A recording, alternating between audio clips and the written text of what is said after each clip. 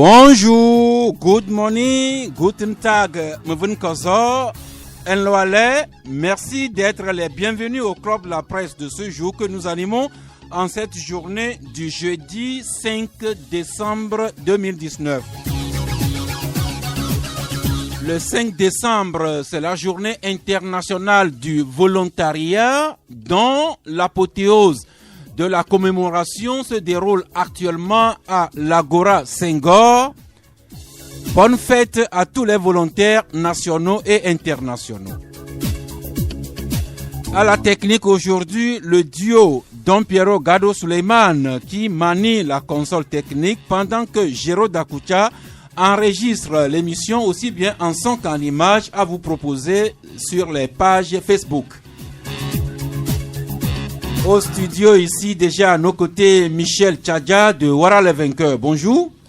Bonjour Sass, bonjour aux auditeurs et auditrices de Canal FM. Et nous attendons deux invités. Le premier s'est montré très discipliné. Il est arrivé même à l'heure et il nous vient de la Commission électorale nationale indépendante. Ancien ministre, Monsieur Urobossi Tchakondo, bonjour. Bonjour. Et bonjour citoyens à tout le peuple togolais. Merci. Les opérations de recensement pour la diaspora et de révision des listes électorales pour nous aussi au pays, ces opérations ont pris fin il y a déjà 72 heures et aujourd'hui même un journal Écho du pays qui titre que les opérations se sont bien passées, certes, mais nous avons souhaité que vous soyez avec nous en direct pour nous donner les premiers résultats. Merci d'abord à Canal FM pour cette occasion que vous nous donnez et nous adresser au peuple togolais dans sa globalité. D'abord, avant d'aller... Monsieur le ministre, excusez-moi, c'était juste pour annoncer pourquoi vous êtes au studio. Okay. Nous allons y revenir. Merci. Et je fais mon tour avec le confrère Magloire Teko Kenvi qui nous rejoint à l'instant même. Bonjour Magloire. Bonjour Sass, bonjour chers confrères autour de la table, bonjour chers invités et bonjour à tous nos fidèles auditeurs et auditrices de la 93.5. Les auditrices, surtout les jeunes filles célibataires à qui vous avez manqué ces 2-3 dernières semaines, Magloire. Ben justement, c'était pour la bonne cause et heureusement que je suis de retour. Merci. Et je vous annonce que nous sommes dans une saison de mariage. Un confrère journaliste s'est marié à l'état civil la semaine dernière. Le mariage à l'église sera samedi prochain. Un autre se marie aussi la semaine prochaine. Je ne donne pas encore de nom, mais la liste peut s'allonger avec vous, Magloire. Bien évidemment, parce que c'est une très bonne chose. Pour ceux qui sont chrétiens, la Bible nous l'a même dit qu'il faut absolument sceller son alliance ici-bas. Ce qui est scellé ici-bas est scellé en haut également. Et donc, nous l'espérons vivement, c'est ce moment-là. Et je crois que chacun aura son tour chez le coiffeur un jour. Merci. Vivement que vous ayez votre tour chez la coiffeuse pendant que nous attendons encore un troisième confrère et notre deuxième invité que nous attendons très impatiemment. Rapidement, cette pensée du jour qui doit nous tous interpeller. Nous sommes allés visiter aujourd'hui le vieux sage chinois Lao Tzu qui a écrit que prendre conscience, c'est transformer le voile qui recouvre la lumière en miroir. Prendre conscience, c'est transformer le voile qui recouvre la lumière en miroir. Pour dire que si nous arrivons à transformer le voile qui cache notre lumière en miroir, nous aurons ainsi commencé à prendre conscience. Eh bien, nous disions tantôt que c'est aujourd'hui 5 décembre, journée internationale du volontariat avec les cérémonies qui se déroulent en apothéose à l'Agora Senghor. Juste rappeler que au programme des activités des volontaires, il y a également une opération de don de sang. Les volontaires qui veulent donner 100 poches de sang pour sauver des vies humaines, vivement que cela se fasse et ce sera bien pour nous tous. Avant d'en venir à notre sujet sur les opérations de recensement électoral pour la diaspora et de révision des listes électorales au pays. Nous allons partager avec vous les dernières informations sur les candidatures et sur les préparations, les préparatifs qui se font ici et là pour cette élection. Et nous allons terminer avec cette affaire, les incidents du 23 novembre, qui continuent à susciter beaucoup de commentaires et de polémiques. Mais juste cette page diplomatie, coopération, développement économique. Michel Tadja, vous devez le savoir déjà, parce que c'est une information donnée par le gouvernement depuis hier.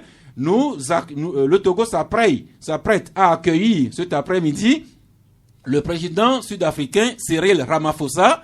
Il est attendu en milieu d'après-midi. Il effectue une visite d'amitié et de travail au Togo. Nous l'attendons incessamment. Mais avant que l'hôte sudafricain soit dans nos murs, il s'est déroulé hier au palais de la présidence une intense activité diplomatique. Des journaux dont Flambeau des démocrates, Magloire vous en parlait, le président de la République Faure Gnassingbé qui a reçu les lettres d'accréditation de 6 nouveaux ambassadeurs chez nous hier. Oui, justement, c'est une information officielle.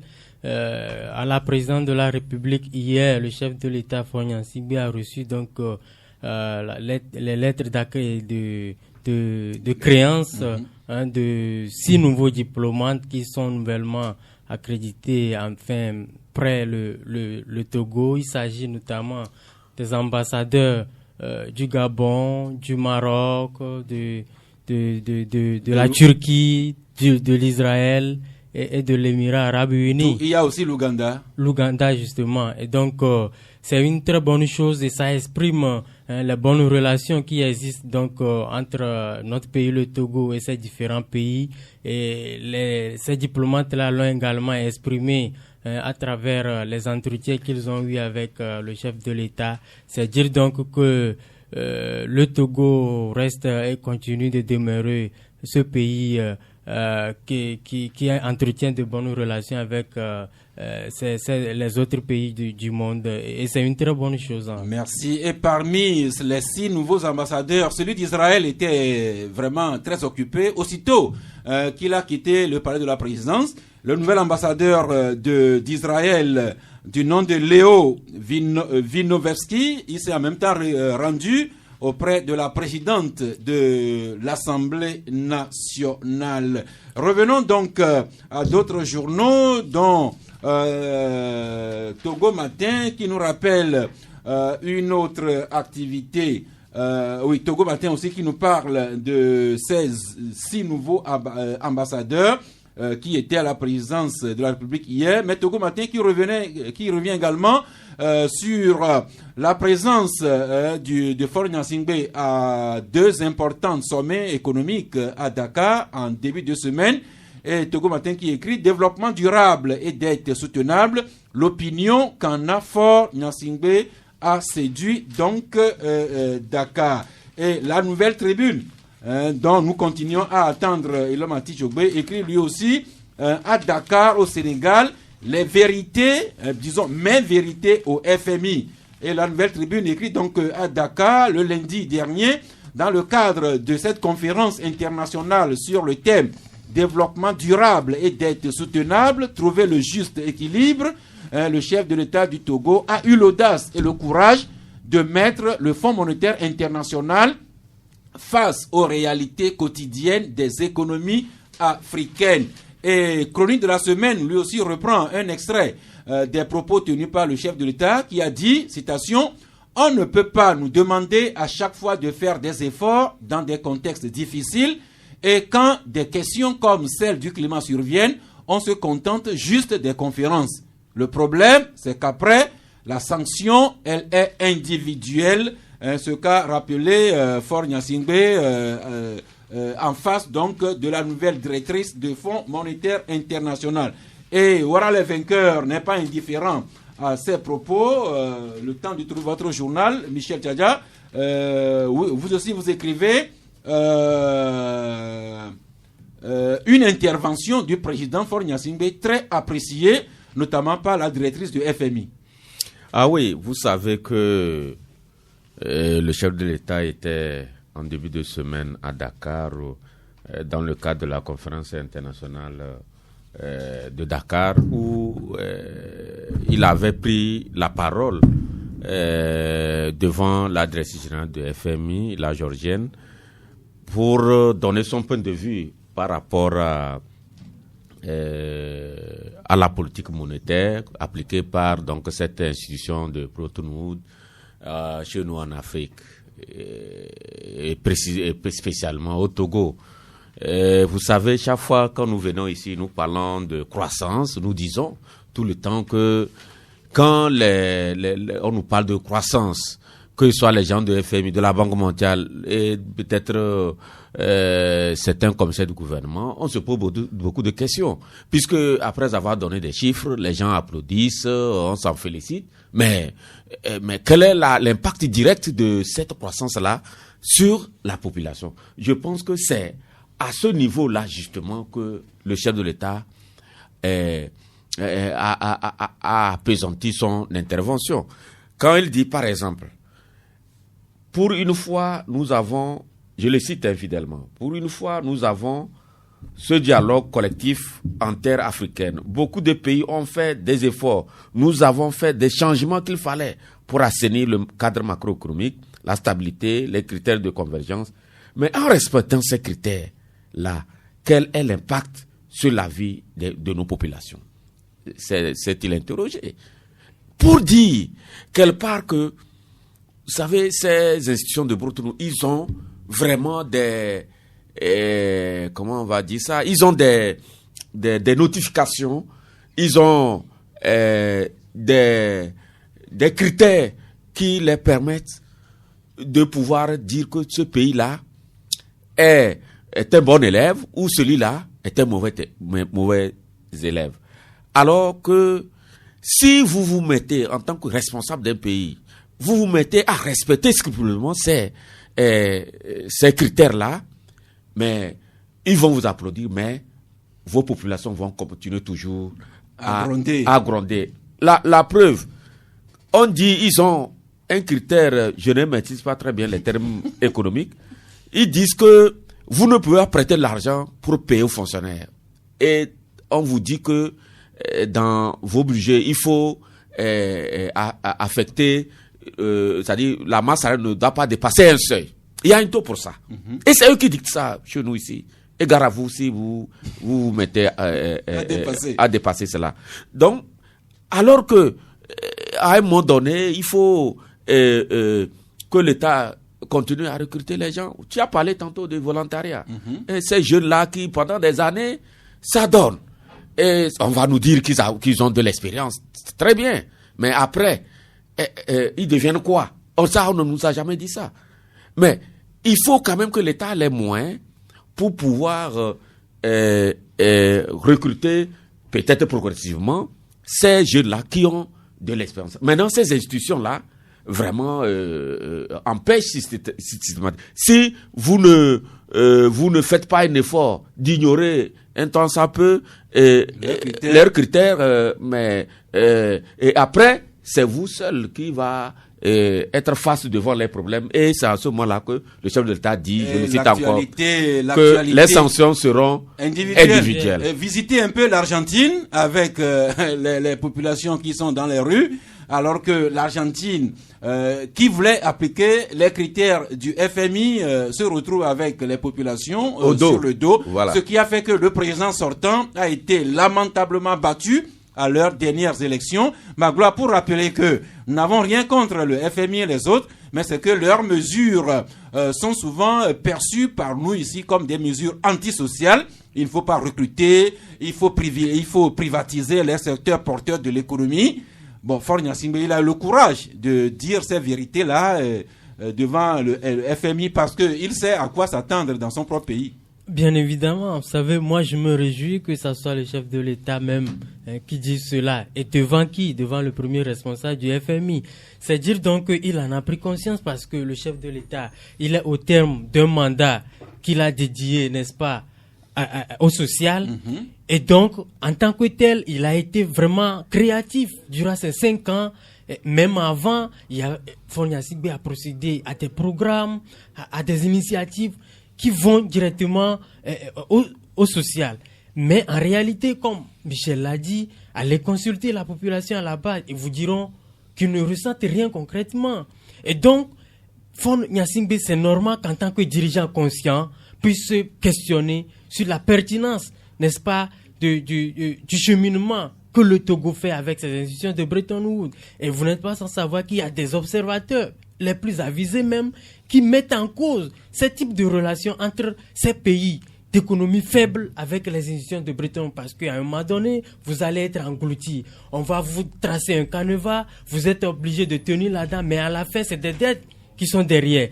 Et c'est là où moi je me dis, pourquoi pas ne pas essayer d'aller à l'école des pays comme le Niger, comme le Ghana, qui prennent peu à peu du recul par rapport à ces institutions de Bretton Woods là. Je crois quand même qu'il va falloir à un moment donné prendre conscience de tout ça, essayer de prendre ses responsabilités et marquer positivement, n'est-ce pas, sa gouvernance, en prenant, pas forcément, mais en analysant les causes, en tout cas l'impact réel de l'accompagnement qu'il y a entre nos pays et ces institutions de Bretton Woods qui très souvent ne nous avantagent pas. Merci. Mais il semble que ce n'est pas très facile pour les pays pauvres comme les nôtres de s'affranchir de ces institutions, parce que il faut toujours trouver des financements quelque part.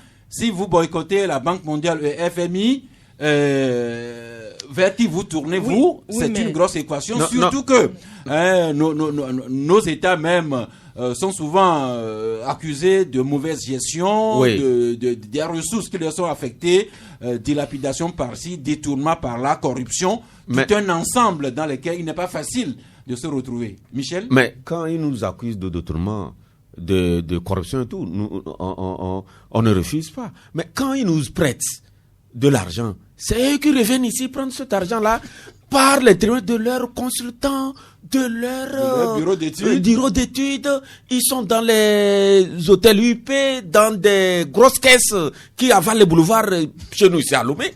Mais pour que cet argent-là reparte encore chez eux, ça c'est quoi ça? Ça, comment on appelle ça? Donc, je pense que si le chef de l'État vraiment a poussé ce coup de gueule, c'est sans nul doute à cause du fait que, vous savez, le Togo, dans beaucoup de choses, est considéré, placé au premier rang pays réformateur et tout. Mais c'est qu'on a l'impression, quand j'ai regardé le visage du chef de l'État, j'ai eu l'impression que le Togo est fatigué. Il faut qu'à un moment donné, que nous aussi, nous commencions à voir côté, parce que nous respectons, c'est vrai, vos critères, mais nos populations, ça veut dire que le chef de l'État a de l'écho, je ne sais pas, de l'écho sur le terrain, comme quoi les gens boudent, parce que généralement, ces gens-là, quand ils vous portent de l'argent, ils refusent par exemple que vous payez vos fonctionnaires, mais vous demandent de construire de gros ponts, où les ingénieurs c'est eux, les bureaux de contrôle c'est eux, des boulevards, c'est bon, ça personne ne nie, mais sur le plan, en tout cas, des retombées positif pour que parce que la femme de Djarpan vraiment a besoin que ses enfants mangent ce matin, ce jour. Elle n'attend pas marcher sur une bonne route et revenir et ses enfants vont dormir affamés. Donc, il faut que nos dirigeants quand même fassent en tout cas, fassent le lien entre le respect de ces critères-là et les besoins de leur population et vraiment retenir ce qu'il faut pour ne pas... Merci. Il n'est pas facile d'arrêter Michel quand il est lancé comme ça. Elon Atitokwe, bonjour. Bonjour Sass, bonjour aux auditeurs et toutes mes excuses pour le retard naturellement indépendant de ma volonté. Oui, ça on connaît la formule. Sauf que le débat, c'est vous-même qui titrez coup de gueule, le coup de gueule que le chef de l'État a poussé devant la directrice du FMI. S'il va parler en ces termes-là, en cet instant, c'est qu'il est conscient de la situation au pays, des mesures à adopter pour continuer à être bien perçu par le FMI, mais également ne pas être décrié par ses propres populations, surtout que nous sommes à la veille d'une élection à laquelle il est annoncé comme candidat. Mais attention aussi, on a évoqué les problèmes de mauvaise gestion de ces ressources-là, les détournements, la corruption, les blanchiments d'argent. Et puis également, on doit également faire attention à l'endettement, parce que si on prête sans considérer la balance, le pays reste d'être étranglé bientôt. Oui, vous savez, la dette, c'est un grand débat dans les pays africains. La question de la dette est une question fondamentale pour tout président africain. Et donc aujourd'hui, quand vous voyez les nombreux plans qui ont été développés par chaque pays, le PND au Togo, le PSE au Sénégal, les 3N au Niger, il y a beaucoup de pays qui ont des plans de développement, mais c'est des plans de développement qui ont besoin de financement. Et ces financements sont à chercher où? Au niveau du secteur privé, au niveau des institutions financières internationales.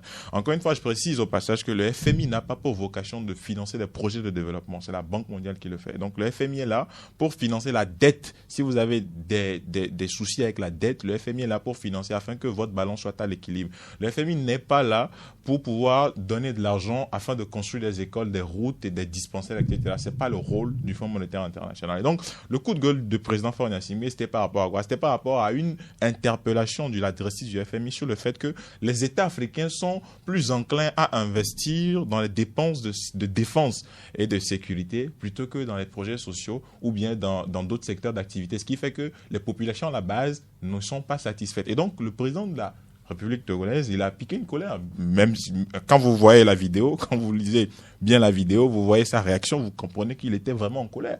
Et parce que malgré son flegme, oui, il était en colère. Et puis c'était quelque chose qui ma foi touchait l'estime de beaucoup d'Africains, parce que on ne peut pas vous imposer les PAS, qu'on appelle les programmes d'ajustement structurel depuis 90, ce qui a été un échec cuisant pour beaucoup de pays africains.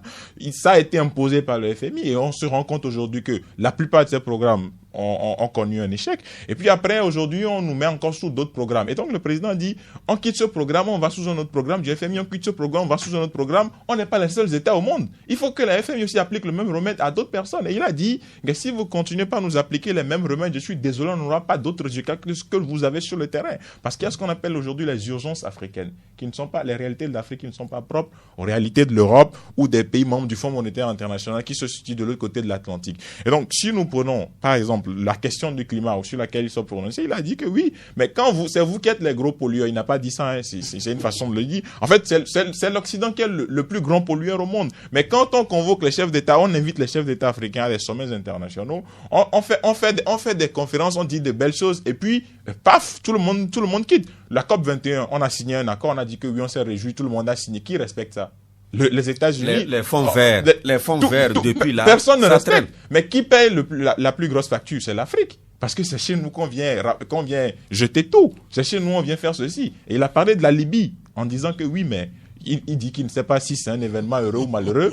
Mais ce qui s'est passé en Libye, c'est l'Afrique qui paie les pots cassés. C'est pas le FMI. Et donc aujourd'hui, je pense que le fond du débat du chef de l'État, c'est quand même un fond consistant. C'est-à-dire qu'il a eu le mérite. Et il a dit dans son intervention qu'il faut avoir l'audace et le courage de poser les vraies questions pour que le FMI puisse trouver des remèdes efficaces. Merci. Alors, qui a dit que Faure Gnassingbé ne parle pas?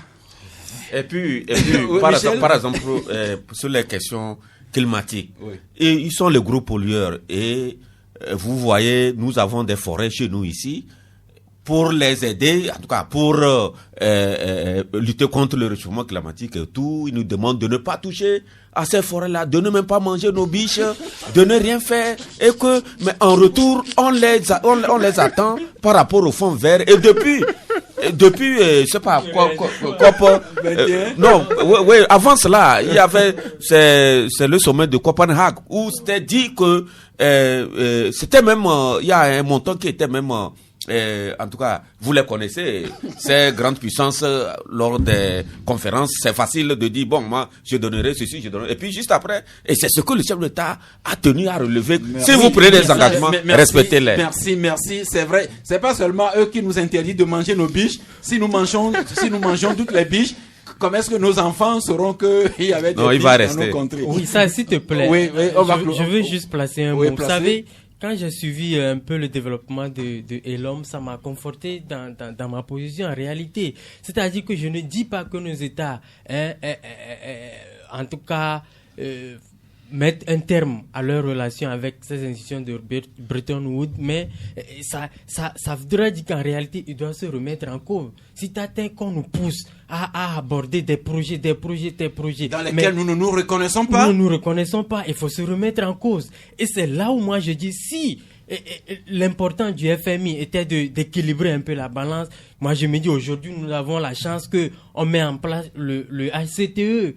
C'est-à-dire qu'on va beaucoup plus structurer la communauté de la diaspora, parce que quand je suis un peu les derniers chiffres avancés par la Banque mondiale, eh bien, les financements humains, ce qu'envoient les Togolais de l'extérieur au pays, chaque année pratiquement, ça dépasse l'aide publique au développement. L'aide publique au développement. Ça voudra dire que nous avons des ressources en réalité, et tout est question de politique. De savoir comment manager ça. Et surtout, bien gérer nos ressources. Peut-être que c'est ça qui nous permettra de nous affranchir de ceux qui nous interdisent de manger nos biches. Maintenant, le fichier électoral, la fin de semaine dernière et le week-end ont rimé avec les opérations de recensement électoral auprès des Togolais de la diaspora et de révision des listes électorales. C'était vendredi, samedi, dimanche, et le bonus que la CENI nous a accordé le lundi dernier. Eh bien, 3 jours après la clôture des opérations, qu'est-ce qu'on peut en dire? À l'exemple de ce que Écho du pays écrit, que la révision des listes électorales est bouclée depuis lundi soir avec succès. Et quoi de plus normal d'en parler avec l'un des commissaires de la CENI, monsieur Uro Bossi Tchakondo. Rebonjour. Bonjour alors Sass. Merci. Alors, je présume que vous allez apprécier ce titre de Écho du pays qui écrit que les opérations ont été un succès. Bon, il ne me revient pas d'apprécier, mais c'est juste l'évidence. Mais cette réussite n'est pas seulement à l'actif de la CENI. Je dirais tout simplement que nous, on veut profiter de l'occasion au nom de la CENI, dire merci à tout le peuple togolais, à tous les acteurs, à toutes les parties prenantes au processus. Parce que nous avons vu les journalistes faire un débat tout le temps par rapport à cette révision du fichier électoral. Et entre-temps, les critiques, et vous savez, les critiques sont là pour pousser à mieux faire, aller vers l'excellence. Les critiques aussi participent à avoir la qualité des services. Et donc, il y a aussi les partis politiques qui ont lancé un appel à tous les citoyens de se faire enrôler. Les acteurs de la société civile ne sont pas restés de reste. Et bref, c'est-à-dire que les chefs traditionnels, j'ai dit toutes les composantes de la société togolaise ont senti la nécessité d'apporter quelque chose pour que ça puisse aller. Aujourd'hui, la CENI est fière de boucler cette opération en toute sérénité, et aujourd'hui nous sommes en train de faire le niveau 2, c'est-à-dire après la collecte des données, nous allons faire la centralisation des données collectées et puis maintenant aboutir au déboulonnage et puis avoir un fichier provisoire qui fera l'objet de contentieux. Et puis après le contentieux, nous aurons le fichier définitif et annoncer à la population l'effectif, je peux dire retenu, pour la population électorale que le Togo aura et qui seront convoqués. Merci, pour... Avant d'en venir au premier résultat, un petit retour sur les opérations. Il a été encore révélé que ces opérations ont commencé avec un certain retard dans certaines localités. Le vendredi, par exemple, dans bon nombre d'endroits, on n'a pas travaillé. Et puis ça a été lent. Alors, si vous êtes si réceptif aux critiques, qu'est-ce qui fait que on vous reproche les mêmes manquements que par le passé? Bien. Vous savez, d'abord, il faut que je dise aux gens que le processus électoral, c'est un ensemble d'activités qu'on opère. Et ça fait appel à un ensemble d'acteurs différents. vous allez voir que tout ce qui a semblé ne pas marcher le premier jour, c'est le problème du matériel roulant et mettre les moyens à la disposition pour pouvoir transporter le matériel de l'entrepôt Togo 2000 vers l'intérieur et les mettre à disposition au niveau des services. Vous voyez, vous savez, c'est les hommes qui travaillent. Et quelque part, il y a eu un petit flottement. Et heureusement, je dis bien heureusement, jusque dans la matinée de vendredi, vers 10h, tout est rentré dans l'ordre. Là où les points les plus reculés, on est allé jusqu'à vers midi. Et c'est ça qui a expliqué, évidemment, le bonus dont il avait parlé, pour que nous puissions rattraper le premier jour qui n'a pas...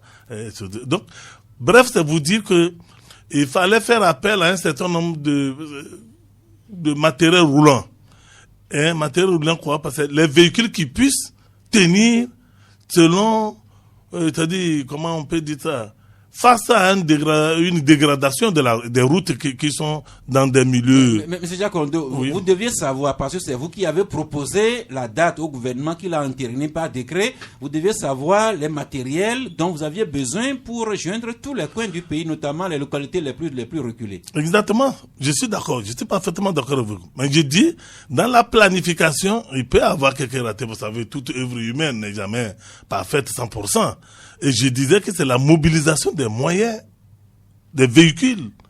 Les seuls véhicules, là, parce que vous savez, il y a certaines régions où vous allez transporter le matériel jusqu'à destination. Mais il faut aller continuer également par la route, traverser les rivières. Donc les OPS devraient transporter le matériel sur les têtes et aller. Je vous donne des cas, par exemple. Parce que quand on parle comme ça dans la ville de Lomé, on ne peut pas comprendre. Mais quand vous donnez l'exemple, par exemple, Agou, à côté, vous savez qu'il y a certains villages qui sont dans des localités difficilement accessibles. Quand je prends le cas de Dangpen, dans le coin les Mamelles là, du Togo, vous allez marcher pratiquement sur 40 km pour pouvoir traverser la rivière de Loti avant d'aller voir les gens. Je prends le cas de certaines localités aussi qui sont très difficilement accessibles, mais également la mise à disposition, si c'est pas que nous faisons appel aux véhicules de forces d'ordre de sécurité qui sont tout terrain, il y a certains véhicules qui transportent mais qui n'arrivent pas à arriver à destination.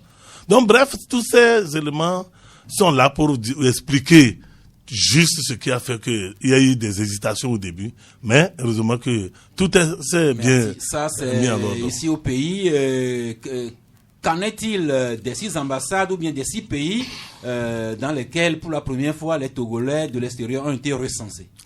Bien, selon les informations qui nous ont été remontées, tout s'est bien passé parce que là, on a créé que les CEAI, les commissions électorales d'ambassades indépendantes au niveau des ambassades.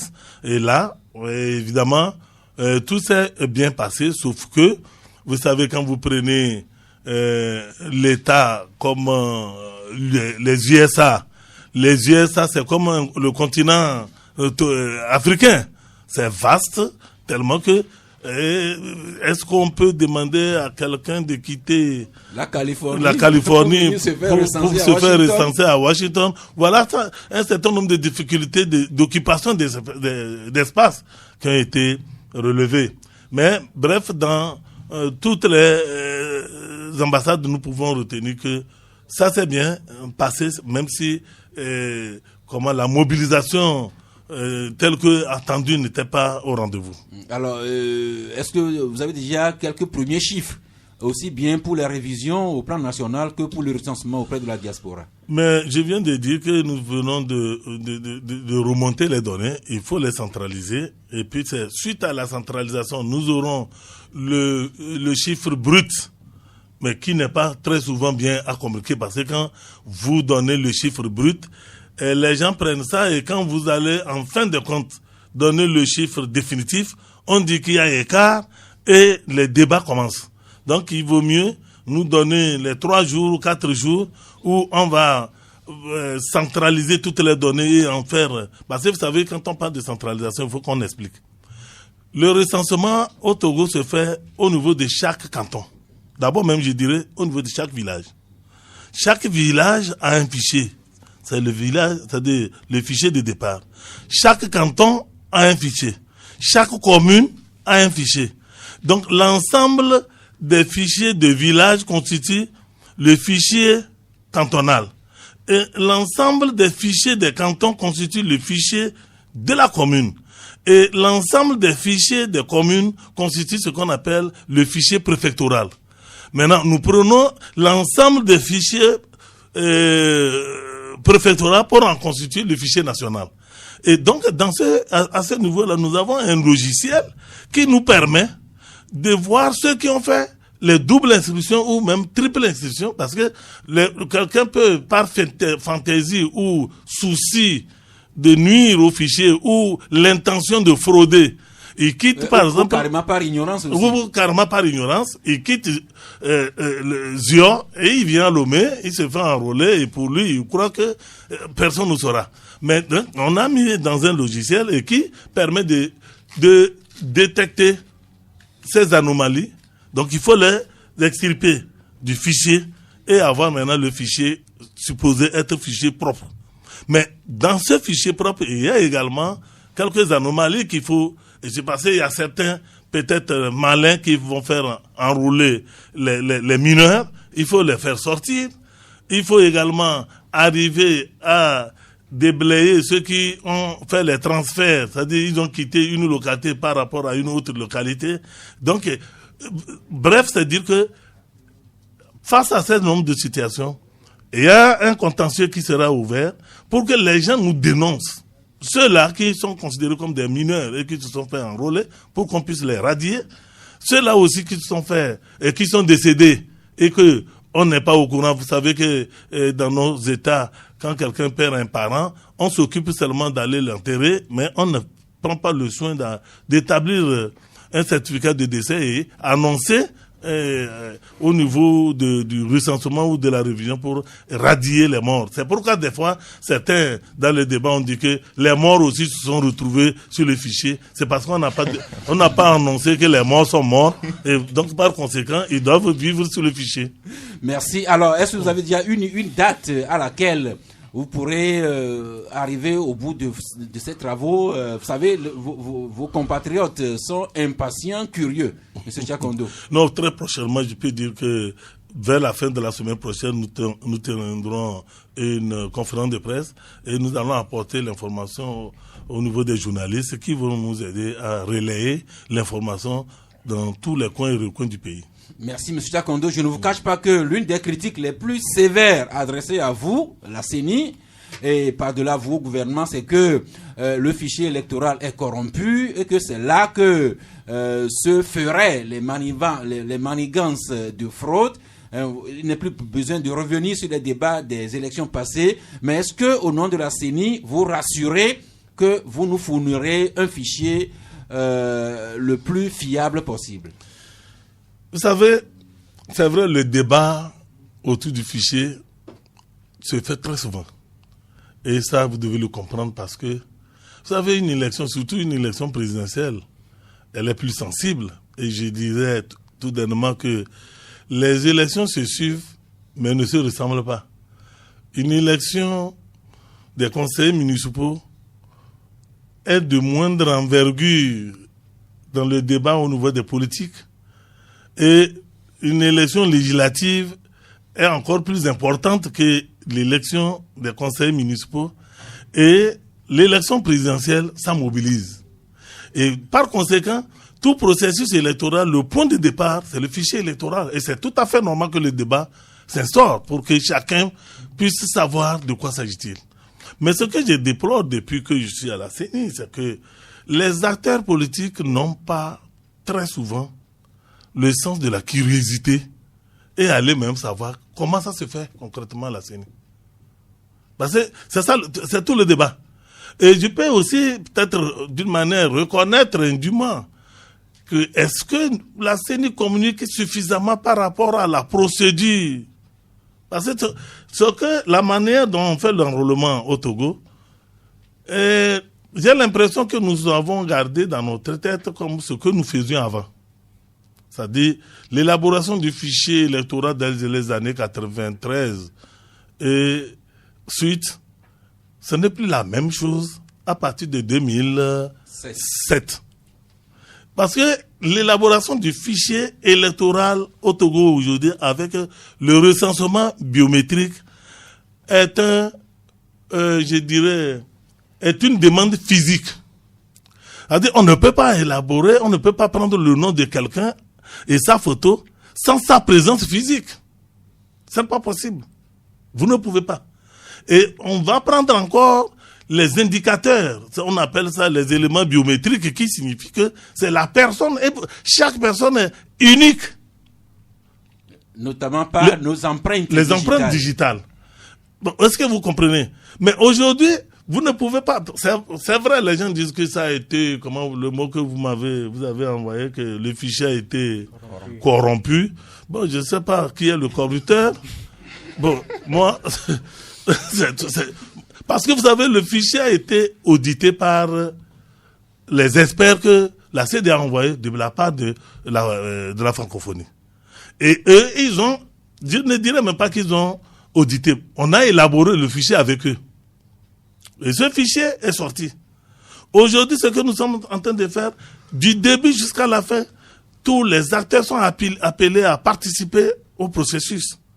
Mais c'est vrai que, bon, vous savez, quand vous ne savez pas comment ça se fait, c'est tout à fait normal que vous avez des suspicions autour du débat, du dossier. C'est tout comme, par exemple, les élèves qui vont à l'examen de baccalauréat, si tu n'as pas très bien suivi les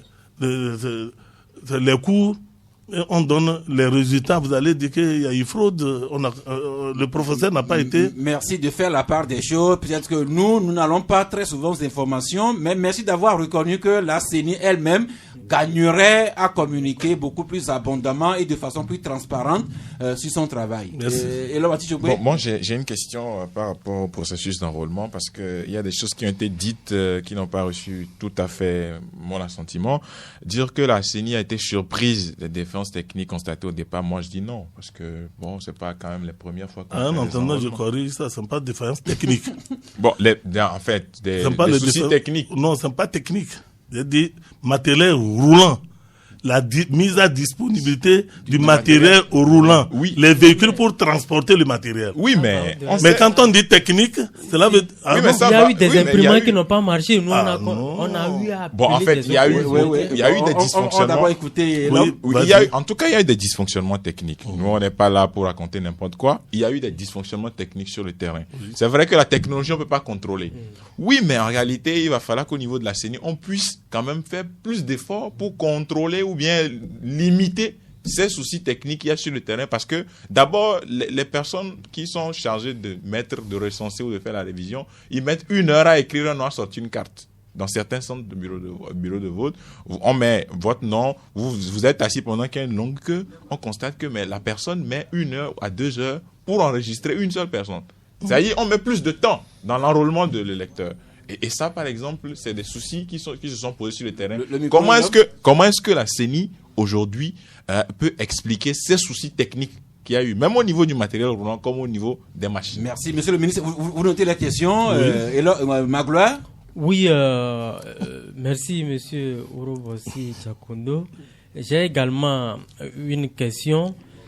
C'est que à la fin, malgré la prolongation qu'on a jouée, on a constaté également qu'il y a eu des Togolais qui sont mobilisés pour se faire enrôler, mais qui n'ont pas eu cette chance-là de se faire enrôler. Or, vous l'avez dit tout à l'heure que dans notre format actuel, le scrutin présidentiel est ce scrutin-là qui mobilise plus de citoyens. Alors, comment est-ce que vous analysez ça, qu'un Togolais puisse être là pour se faire établir ça afin d'avoir son mot à dire dans le choix du président de la République, et on le prie de regagner sa maison parce que justement il est temps de fermer la porte. Merci, monsieur Tchakondo. Oui, merci. Je voudrais commencer par vers la fin, ce qu'il a dit. Magloire, parce que vous savez, si on veut être objectif, vous allez voir que les 2 premiers jours, 3 jours même, les OPS dormaient. Ça, c'est des habitudes qu'il faut cesser d'avoir. Vous voulez avoir votre carte d'électeur?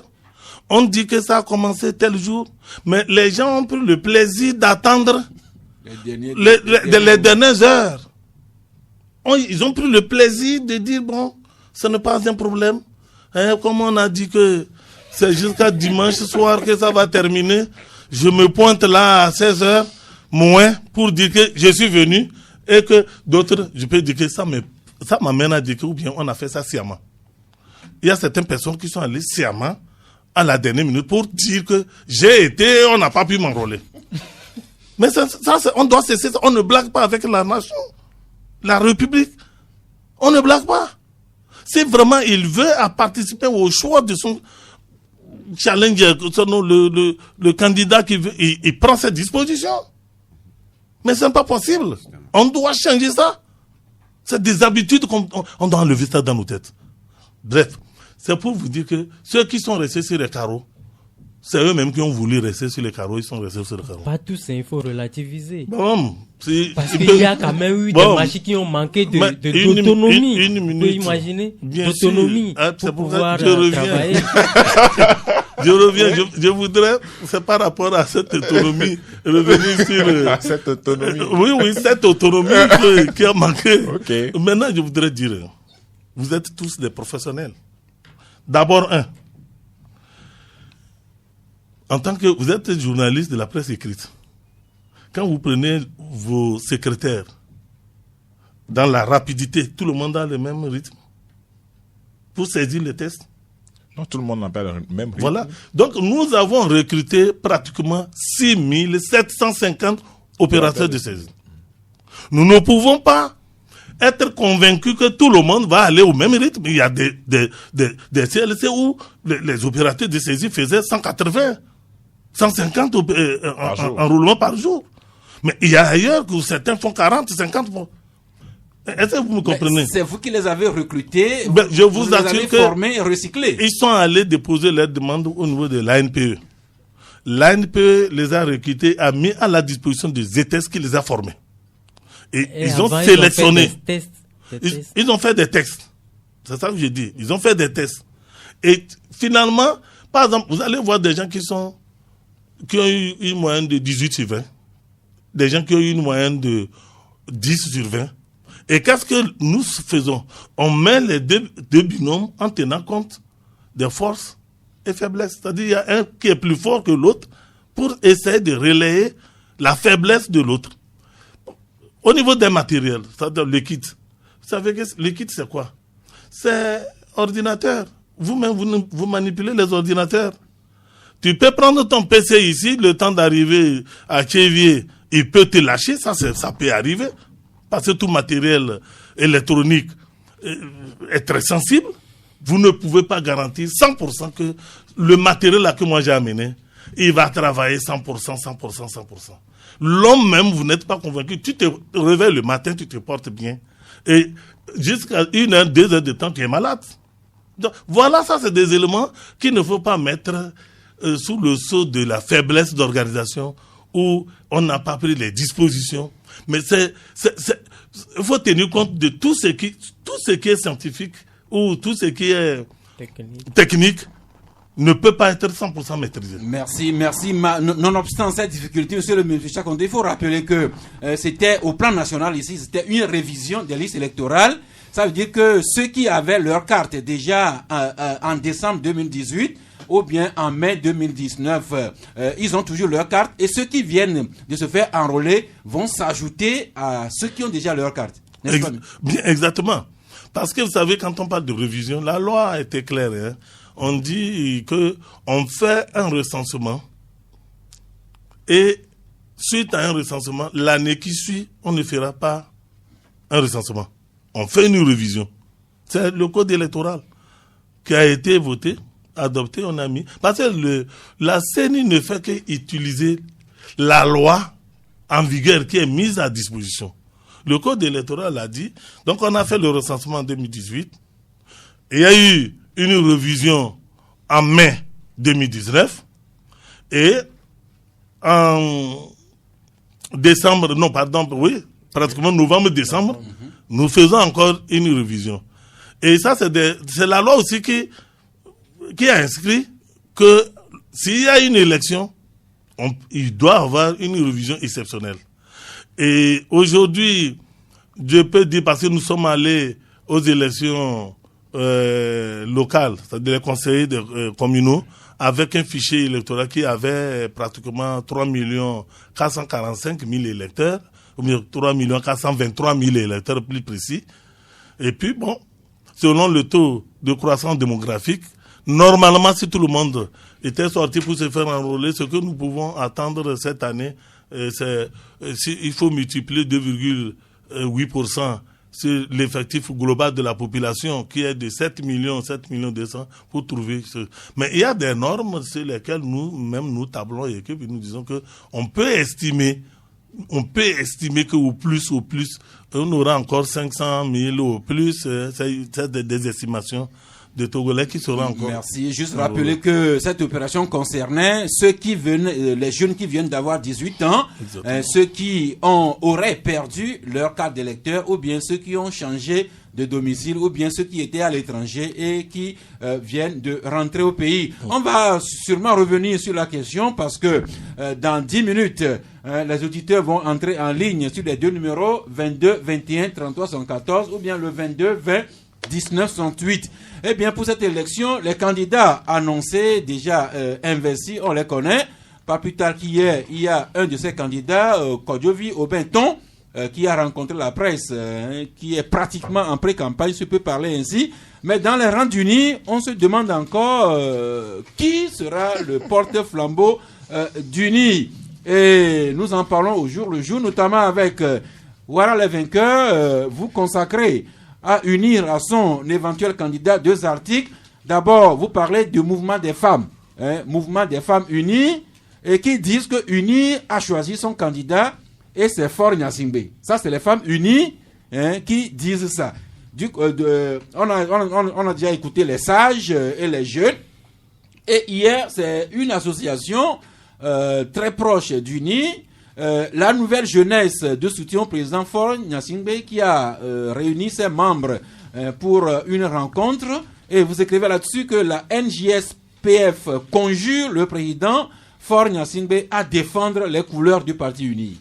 Michel? Justement, c'était lors d'un point de presse que cette association a organisé à son siège 6 à Nukafu. Et la demande donc de candidature du chef de l'État sortant donc a été faite, je le disais tantôt, à travers une déclaration liminaire lue par la chargée de communication, la chargée à la communication donc de ce mouvement en la personne de Madame Mangbazem Abiré. Et dans la déclaration, la NJSPF a tout simplement peint le tableau du Togo depuis l'avènement du chef de l'État jusqu'à tout récemment, où il trouve que la personne qui est la mieux placée pour défendre les intérêts de notre pays, c'est pour eux le chef de l'État.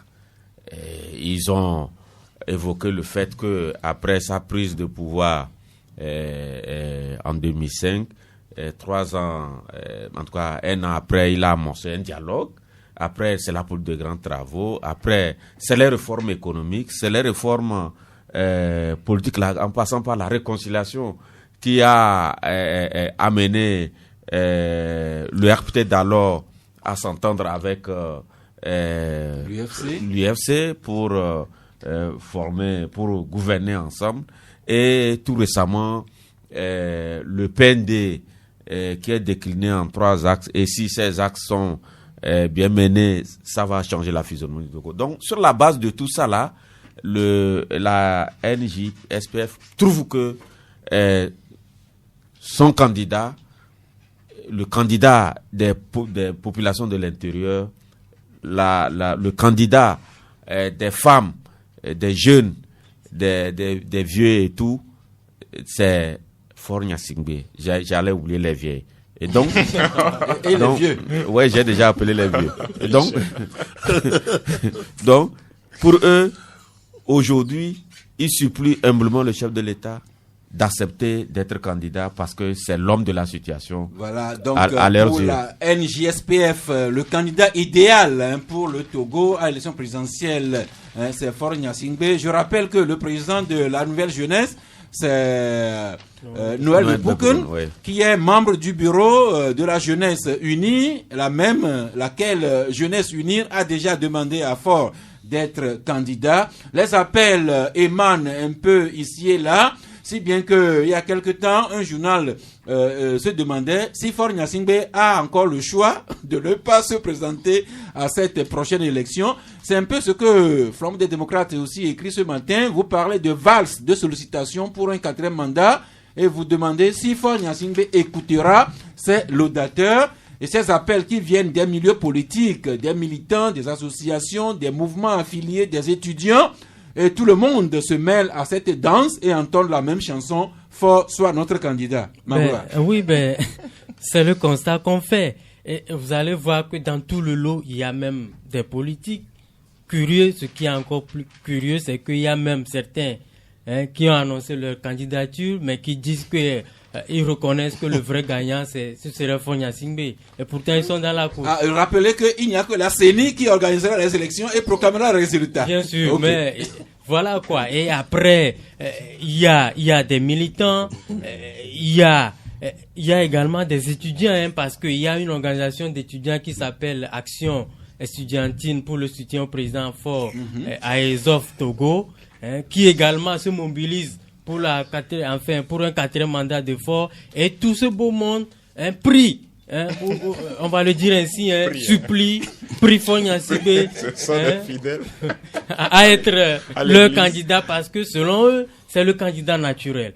Et nous avons fait notre papier pour dire qu'en réalité, est-ce que le Togo démocratique a besoin de tout ça? C'est du bling-bling, parce que nous disons que eux, tout ce beau monde, s'ils estiment que le président Faure doit absolument briguer un 4e mandat parce que c'est l'homme de la situation, c'est parce que eux tous, ils ont un dominateur commun, c'est uni. Et là, dans tout système démocratique, c'est le Congrès qui désigne le candidat de tout parti.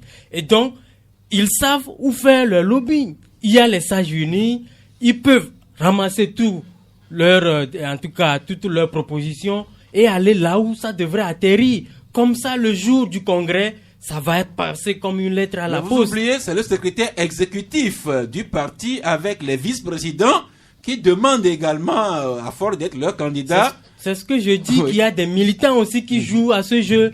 Et le secrétaire exécutif de UNIR sait que c'est le congrès qui est le seul habilité à désigner un candidat. Et pourtant, ils le font. Là, c'est naturellement chacun avec ses ambitions. Nous l'avons dit également dans notre papier.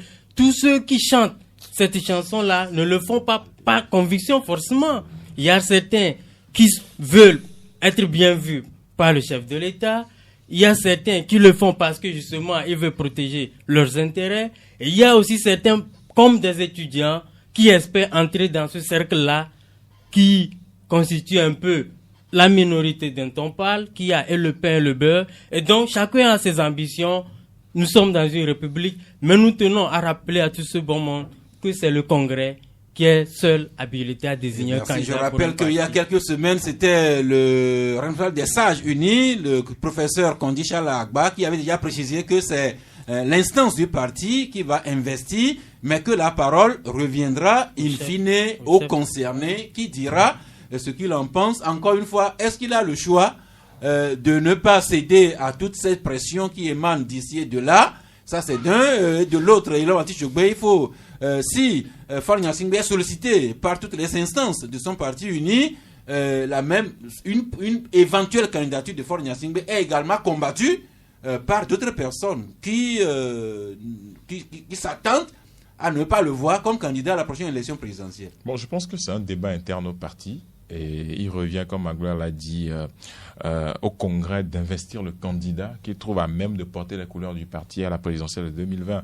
Nous, on ne peut qu'analyser les chances de réussite des uns des autres, parce que nous, on n'a pas la carte de militant d'un parti politique. C'est vrai que tous ceux qui aujourd'hui témoignent leur soutien à la candidature de M. Faure Gnassingbé, du président Faure Gnassingbé, j'allais dire, c'est des gens aujourd'hui qui ont des associations qui trouvent que le président fait bien. Et donc, des associations comme ça qui sont là et puis qui sont des associations de soutien au président de la République, c'est dans la bonne marche des choses. En fait, ça se passe dans beaucoup de pays. Et donc, c'est des gens qui sont libres aussi de donner leur avis sur le candidat de leur choix. Mais, encore une fois, c'est le parti qui est habilité, à travers un congrès organisé, à investir le candidat qu'il trouve à même de porter ses couleurs pour une élection présidentielle. Merci. Est-ce que quelqu'un peut nous donner une date indicative à laquelle le UNI tiendrait son instance pour investir ce candidat? En tout cas, pour le moment, on n'a aucune information. Pas de réponse encore. Eh bien, merci. Il est midi, que nous avons déjà dépassé deux minutes. Ça peut ne pas être aussi par un congrès. Il y a d'autres... C'est pourquoi j'ai parlé d'instance. Ça peut être un conseil extraordinaire. Chaque parti a la maîtrise de son agenda. Eh bien, merci. Aujourd'hui, nous avons parlé de la diplomatie, coopération, développement avec cette sortie que le chef de l'État a faite le lundi dernier en face du FMI, que nous avons commenté à notre façon. On est revenu longuement sur les opérations de recensement électoral pour la diaspora et de révision des listes électorales. Le membre de la CENI, le ancien ministre Tchakondo est encore à nos côtés. Et puis on a fini avec ces pressions tout azimut sur Faure Gnassingbé pour être candidat. C'est sur l'une ou l'autre question que nous vous attendons incessamment.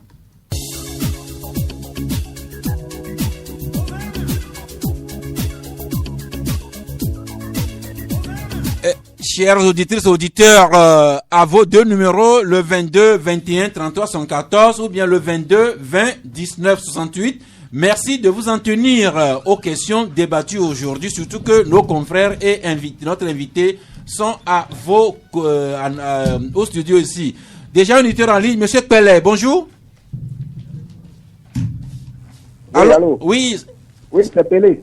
Pelé. Ah, oui. Ok, allez-y. Bon, bonjour le plateau. Oui, bonjour à vous aussi. Oh oui, bon, moi concernant la candidature de président Faure Gnassingbé, oui, ce n'est pas nécessaire pour le peuple togolais. Mais le président Faure Gnassingbé même a intérêt à céder en 2020 pour qu'il garantisse le nom de la famille Gnassingbé. Ça c'est un. Deuxième point, c'est concernant même la CENI, ce qui se passe là-bas. Oui. Je voudrais poser la question à notre membre de la CENI. Oui. Qui est là-bas, que la fois passée, j'ai posé la question au vice-président de la CENI. Nous avons combien de nombre de bureaux de vote sur le du territoire? Il est incapable de dire ça. Il donne une estimation. Je ne sais pas, lui, Nana. Mais tout à l'heure, de l'autre côté, à Taxi FM, M. Philbert est en train de dire que lui, il a un ami à la CENI qui lui a dit que ce qui se passe là-bas, c'est le ministre Pouadioua Popesi qui dit la loi là-bas. Je ne sais pas si votre invité là-bas, c'est lui l'ami de Philbert Atisso. Donc il faut qu'il réponde. Merci. Merci. Monsieur Tchakondo, est-ce que la CENI a déjà une idée des bureaux de vote pour l'élection à venir? Bien, bon, je ne sais pas, il a fait un autre commentaire qui... Oui, on va y venir. Bon, sinon, nous n'avons pas encore les bureaux de vote. Mais l'estimation fait que nous avons... Vous savez, on a été aux élections passées avec 9005 bureaux de vote. Mais pour la prochaine fois, on est en train d'envisager environ 10 000 bureaux de vote. Mais on n'en a pas parce que c'est après le fichier définitif qu'on repartit les citoyens par bureau de vote. Merci. À partir du moment où nous disons il faut que dans un bureau de vote qui est entre 400 et 500 citoyens enrôlés donc pour faire un bureau de vote, on verra combien ça va donner. Sinon, actuellement, on n'a pas encore... Merci. La deuxième question de notre ami, est-ce que la CENI est vraiment indépendante ou bien est-ce que vous sollicitez la permission du ministre Pouadioua Popesi avant de faire ceci ou cela? Vous savez, c'est très facile de faire, je peux dire, des amalgames. Vous savez, le code électoral dit que la CENI organise les élections, le processus électoral, en partenariat, c'est-à-dire en collaboration avec le ministère de l'administration territoriale et des services techniques concernés. Donc, ce n'est pas parce qu'on a dit ça là, nous allons dire que non, et il y a le ministre Boukwesi, donc on ne doit pas l'approcher. Mais cette collaboration que la loi a recommandée, ça veut dire quoi? C'est que quelque part, il faut demander certains services au ministère de l'administration territoriale. Et si il nous donne ces services, on ne peut pas dire que c'est lui qui nous dicte la loi. C'est la même chose, nous collaborons aussi avec le ministre des Finances, parce que nous avons besoin de l'argent pour faire un certain nombre d'opérations.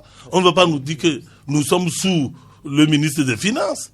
Donc, bref, c'est que nous ne pouvons pas organiser une élection dans un pays en faisant comme si l'administration n'existe pas. Et à part tout ça, là, est-ce que votre CENI se comporte vraiment en CENI, en commission électorale nationale indépendante? Mais bien sûr, c'est une question de responsabilité. Toutes les décisions sont prises en plénière. Merci. L'auditeur suivant, abonné en ligne, bonjour. Allô, abonné. Merci. La méthode d'aujourd'hui, c'est que, surtout si les questions sont adressées à M. Tchakondo, nous allons vouloir qu'il réponde aussitôt pour satisfaire notre curiosité à nous tous. L'ami Koulani en ligne, bonjour. Allô, bonjour, ça. Oui. S'il vous plaît, votre deuxième ligne, là, ça sonne, mais on ne décroche pas, il ne faut plus le donner. Parce que c'est pas la peine que vous donnez deux lignes, mais ça, l'une ne fonctionne pas. Merci, le technicien écoute. Ok, donc je salue Tchakondo qui est mon esclave là-bas, celui qui a la CENI là. Oui, ouais, je veux seulement vous poser une question qui est très importante pour moi. Et quand on avait fait les élections locales là, ils ont proclamé les résultats et la Cour suprême a rejeté les résultats de deux communes. Cela est dû à quoi? Parce que si eux, ils ont supervisé et ils ont proclamé, ils sont sûrs que c'est bon. Et pourquoi c'est là-bas qu'on a rejeté? Est-ce qu'ils peuvent nous justifier ça? Pour qu'on sache qu'ils sont crédibles ou pas? Merci. Merci. Eh bien, M. Tchakondo. Bien, merci, esclave. Bon. Non, cette guerre entre Kotokoli et Moba ne va pas se faire ici. C'est juste pour lui rappeler l'histoire de civilité. Mais vous aurez une autre tribune. Merci. Donc, ce que je voudrais dire, vous savez, dans les procédures, la CENI ne règle pas le contentieux. La CENI proclame les résultats tels que c'est publié dans le bureau de vote.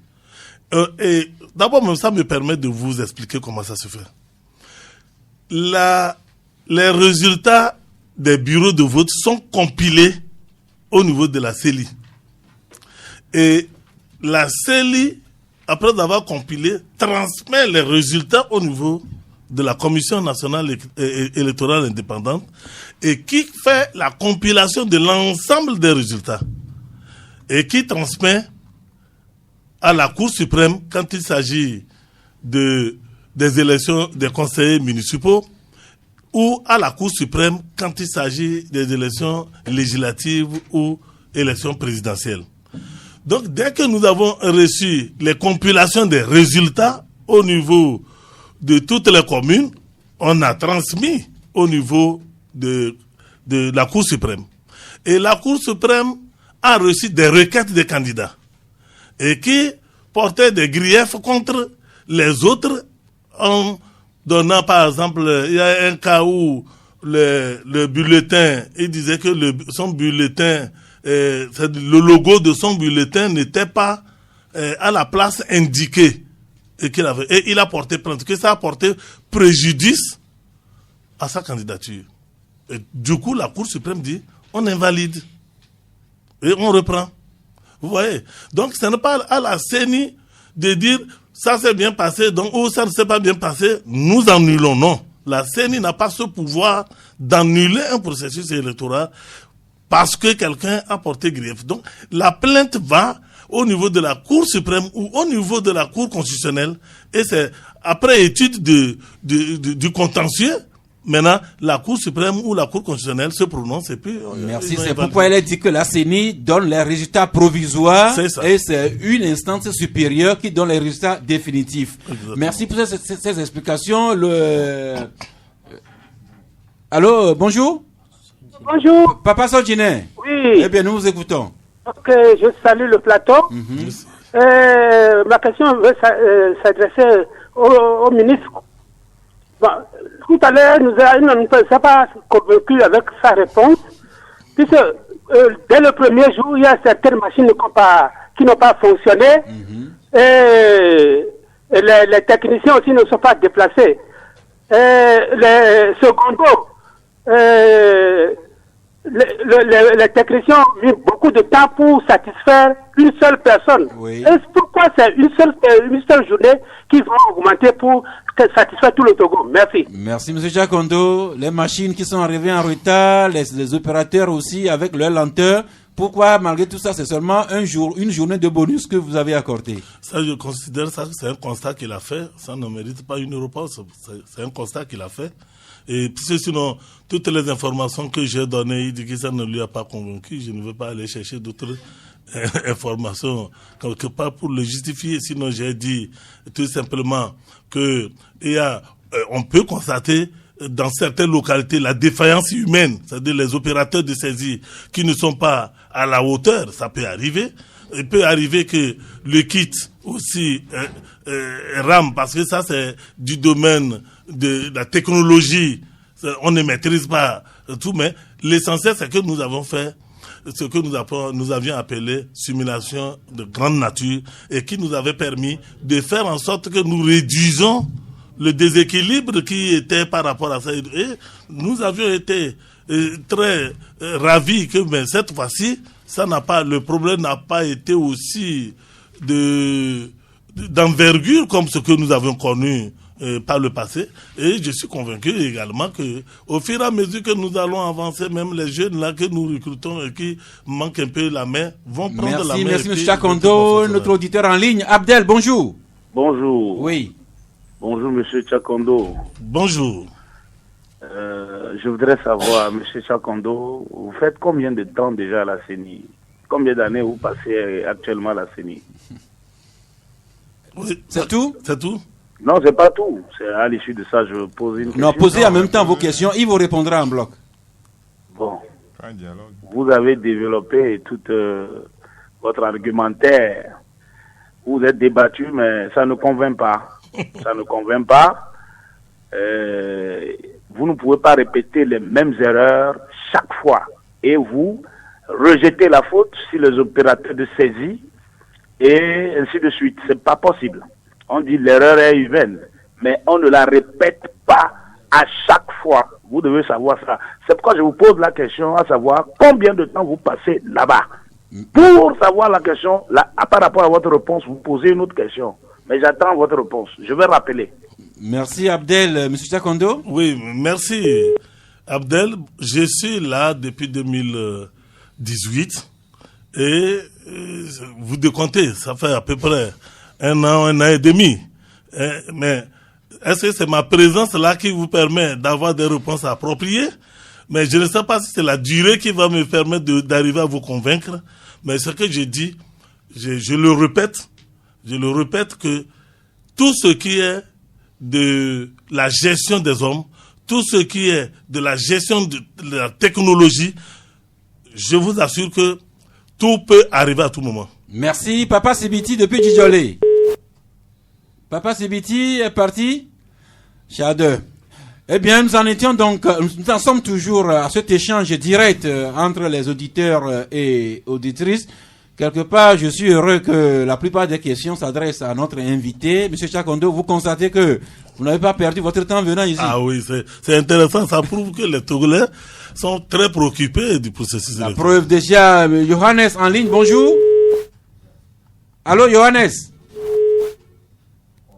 Johannes, bonjour. Un petit souci que Gérald et Don Pierrot vont régler aussitôt.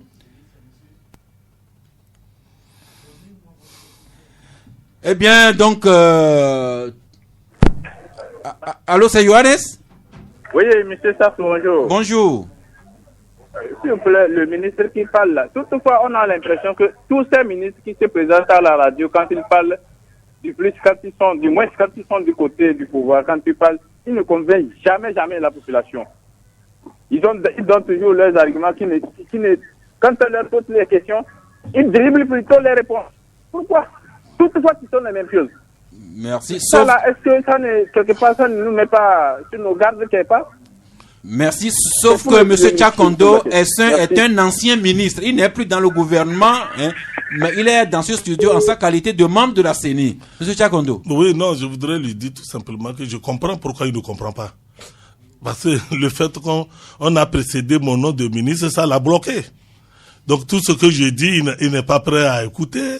Il a pris le soin même de me coller une sensibilité politique. Bon, donc ça, je le félicite pour ça. Bon.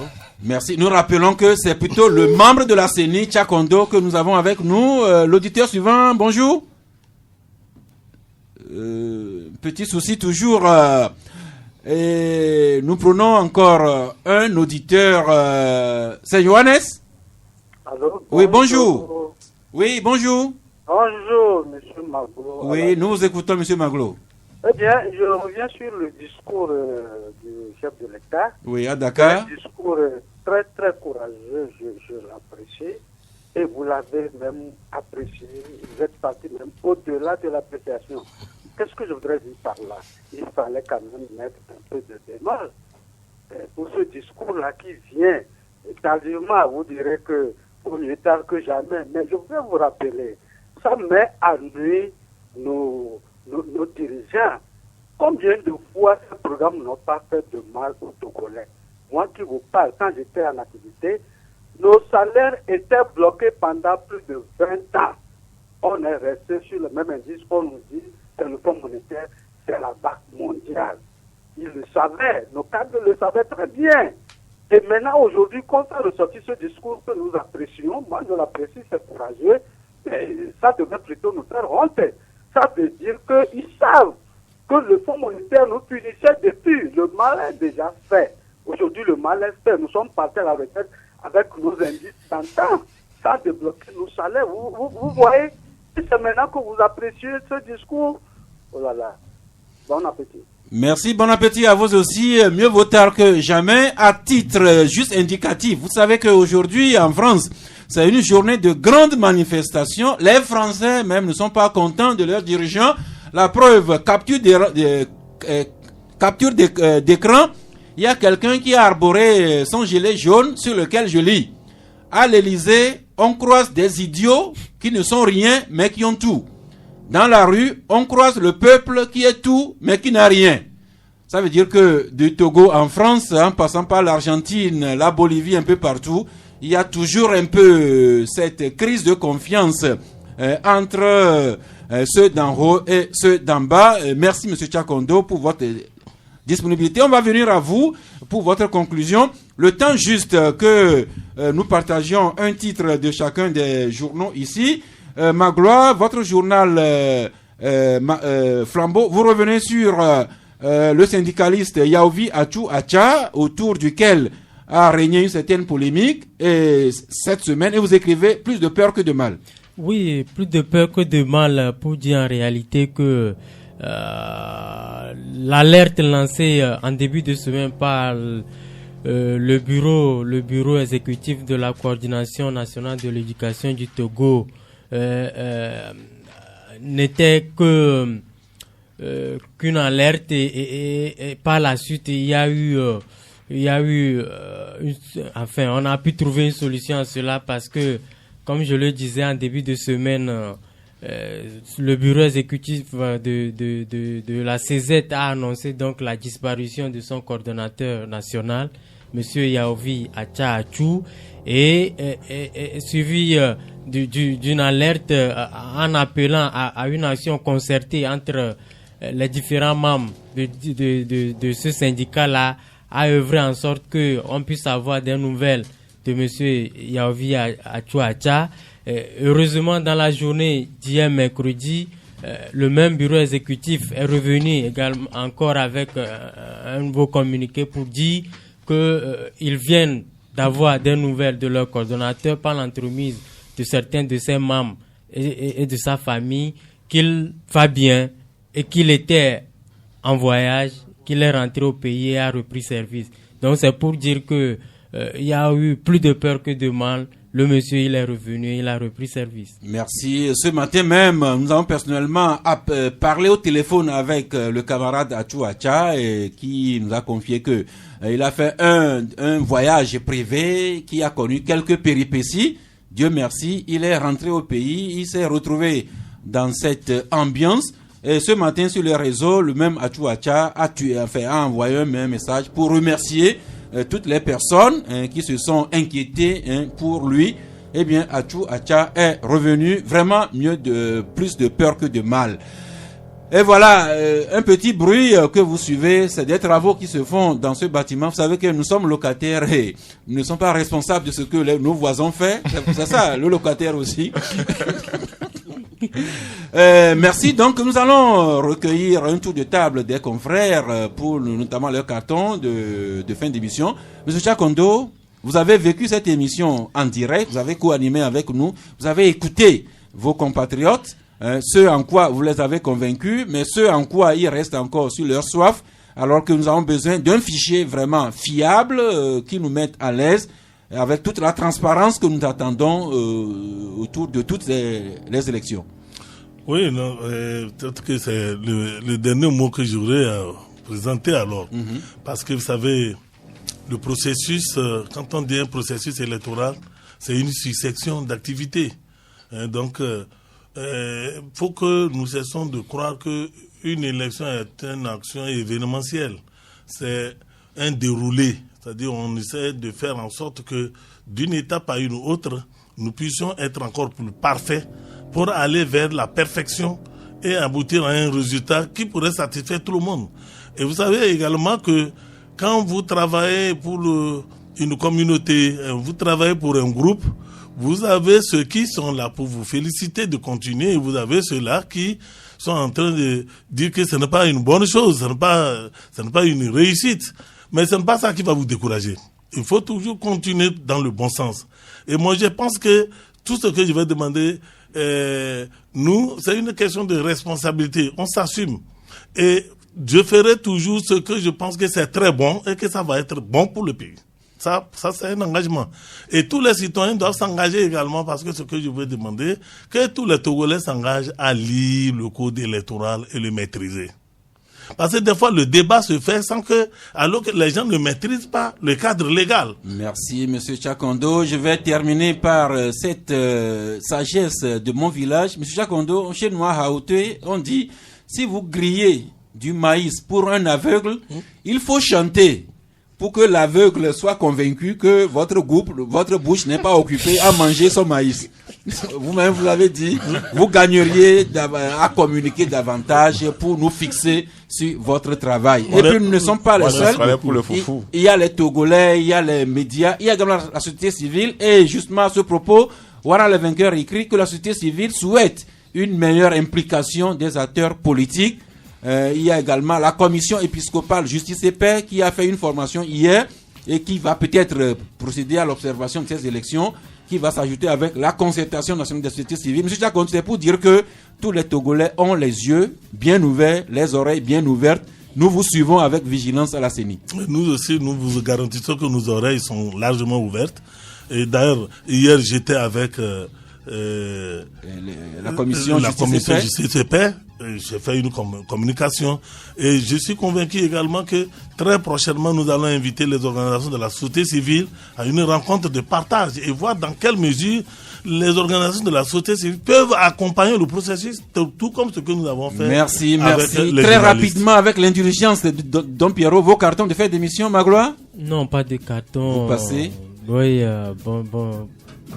Comment ça se dit? Bon appétit à nos auditeurs. Et Lamati Chogwe? Moi, je n'ai pas de carton, peut-être un coup de gueule. Il faut que les candidats à l'élection présidentielle ne pensent pas que la communication coûte 5 000 francs dans la presse. Il faut arrêter ce désordre très rapidement avant que... c'est pas un désordre, c'est un manque de considération. Oui, mais il faut que les organisations de presse, ça c'est un débat interne, mais il faut que les candidats arrêtent d'inviter la presse Michel pour les communications en 5 000 francs. Non, je n'ai pas de carton, mais je voulais, à l'endroit de nos auditeurs... Oui.